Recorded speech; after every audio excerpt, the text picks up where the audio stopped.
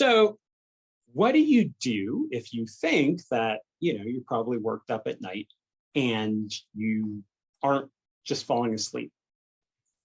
I was thinking about that expression, sleep like a baby. I slept like a baby.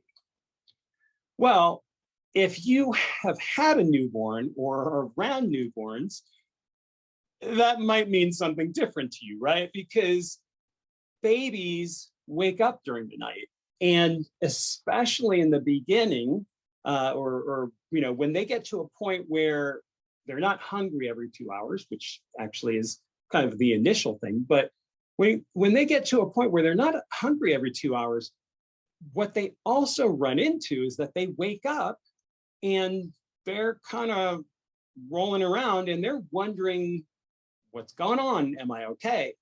And they start crying. So sleeping like a baby, interestingly enough, can involve waking up multiple times in the night. What seems to help in various strategies is trying to help babies to wake up, know, okay, I'm okay, and then fall back asleep. So if we're trying to sleep like babies, we may run into problems, but actually part of the solution is the same thing. The sleep cycle, we go deeper into sleep, but then we come back up and we get into that lighter sleep, which is when you're more likely to hear sounds or be sensitive to light around you, or notice things in the bed, when you're cold or hot, and being able to know that that's normal. I'm a little bit more awake, and that's okay. My body is going to do that, and then I'm going to fall back into sleep. The other thing about sleeping like a baby is that for those who have tried to get a baby to sleep successfully, usually you find that you've got to have a routine, right? Especially as babies become bigger, babies and kids. Bedtime, right? There's bedtime, a bedtime story, a bedtime bath, because kids a lot of times don't want to go to sleep. For those of us who have had trouble sleeping, yeah, right, that would be like the best thing, to be able to fall asleep easily, and your only problem being that you choose to be awake. But what helps kids to get that regular sleep is they set the bedtime. Your bedtime is 8:30 or 9 o'clock. And as the caregiver or the parent, you try to get them ready. You try to wind down the day, right? You don't, right before bedtime, you don't blast music, you don't watch, scary movies or stuff that's like super fun. You don't give ice cream. Calm down, right? But as adults, a lot of times we're busy, trying to do this, trying to do that. And then you finally get a chance to relax and you watch your phone, and how are you supposed to just stop and fall asleep, right? I don't like, as an adult, having to impose a bedtime. I like sleeping, but there's all these things we have to do all day, right? So why do I have to make myself have a bedtime? Well, that's between you and your body. What I can tell you is that our bodies like rhythm. Our bodies like to have time to go to sleep. We do well to have a consistent bedtime and a consistent waking time. Now, because of your job, because of relationships, because of various things, it may be hard to be consistent, but the more consistent, the better. We have to train our bodies to go to sleep. As some people know, I've got 2 teens, and recently I was teaching one to drive. The scariest thing about teaching someone to drive for me was the braking distance, right? I mean, you're going, and if you don't start slowing down, you're going to run into something, right? So that's another way that I think about trying to get our bodies to slow down and go to sleep. It also is the way that I think about a lot of the medications that come up with, trying to get sleep or supplements that people use. Now, I don't want to get too sciencey. There's a lot of different things. And if people have questions, I'm happy to talk about specific ones. But just as a general concept, a lot of those substances are like slamming on the brakes.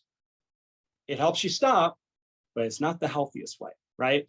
The best way to come to a stop is to gradually slow down. So that's just another way of looking at why it's so important that we try and train our bodies to sleep.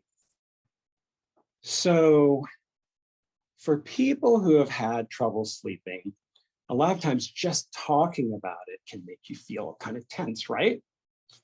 So I was thinking the other day, I was thinking about my shower. Just, that part of the bathroom. And I tried to picture myself walking in there, maybe take a book in there and maybe my computer or some pens and pencils, get my office chair in there, see if I can get anything done. Well, the reason that I was trying to picture it is because I thought that's weird. To me, being in that space is, I expect there to be water, right? And just, I'm not expecting to make phone calls and do email. That's the place where I do the water and soap thing, right? So that needs to have a purpose, right? And my brain has assigned a purpose to that spot. Same thing with the bathtub. If I think about my bathtub, I think about being in water and all that stuff. I don't think about doing taxes or talking to my kids about their homework. What often happens, though, with our beds is that we end up doing all kinds of different things in them. And that can actually make our brains associate our bed with a lot of different things. It can be associated with calling family. It can be associated with, in my case, binge watching Netflix. It can be associated with laying there and having trouble falling back asleep. And when that happens, that association gets in the way. In fact, probably the most common issue in terms of insomnia, trouble sleeping, is that the bed becomes a symbol of not sleeping, which is completely unhelpful, right? So what do you do about it, right? Well, there's a few things. One thing is that we know that if your bed is not associated with sleep, we need to kind of reassign the bed. We're going to reassign it to be just for sleep and sex. So that means that if you get in bed and it takes more than 25, 30 minutes to fall asleep, it's very normal. That's very healthy.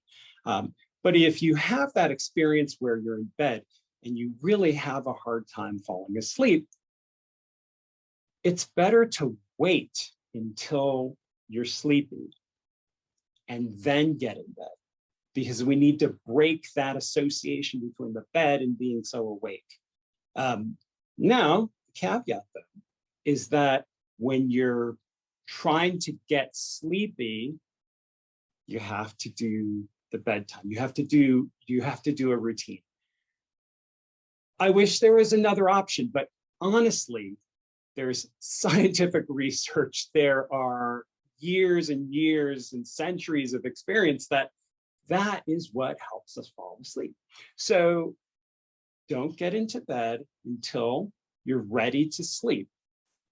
Do whatever else you're going to do somewhere else, and then get in bed ready to sleep. The other thing in breaking the association is to be able to reassure yourself that the bed is not a dangerous place. Well, dangerous, what I mean by that is that it's not a place that is going to do you harm.